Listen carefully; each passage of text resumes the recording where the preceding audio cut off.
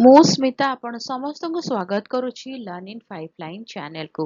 ଏହି ଚ୍ୟାନେଲରେ ଆମେ ମହାପୁରୁଷଙ୍କ ଜୀବନୀ ବିଷୟରେ ଜାଣନ୍ତି, ଓଡ଼ିଶାର ବିଭିନ୍ନ ସ୍ଥାନ ବିଷୟରେ ଜାଣନ୍ତି ଏବଂ ଓଡ଼ିଶାର ଇତିହାସ ବିଷୟରେ ମଧ୍ୟ ଜାଣନ୍ତି। ତ ଆଜି ଜାଣିବା ଜଣେ ମହାପୁରୁଷଙ୍କ ବିଷୟରେ। ଆଜିର ଭିଡିଓରେ କଥା ହେବା ମାନଗୋବିନ୍ଦ ଚୌତିସା ବିଷୟରେ। ମାନଗୋବିନ୍ଦ ଚୌତିସାର ରଚୟିତା ହେଉଛନ୍ତି ପ୍ରସିଦ୍ଧ ଭକ୍ତ କବି ଦୀନକୃଷ୍ଣ ଦାସ। ସେ ସପ୍ତଦଶ ଶତାବ୍ଦୀରେ ଜଣେ ବିଶିଷ୍ଟ ଓଡ଼ିଆ କବି ଏବଂ ସେ ତାଙ୍କର କାଳଜୟୀ କୃତି ରସକଲ୍ଲୋଳ ପାଇଁ ଓଡ଼ିଶାରେ ଘରେ ଘରେ ପରିଚିତ।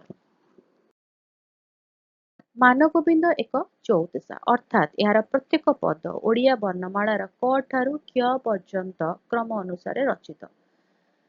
ଏହି ଚୌତିସାରେ କବି ପ୍ରଭୁ ଶ୍ରୀକୃଷ୍ଣଙ୍କୁ ମାନଗୋବିନ୍ଦ ନିଜର ଦୁଃଖ ଜଣାଇଛନ୍ତି।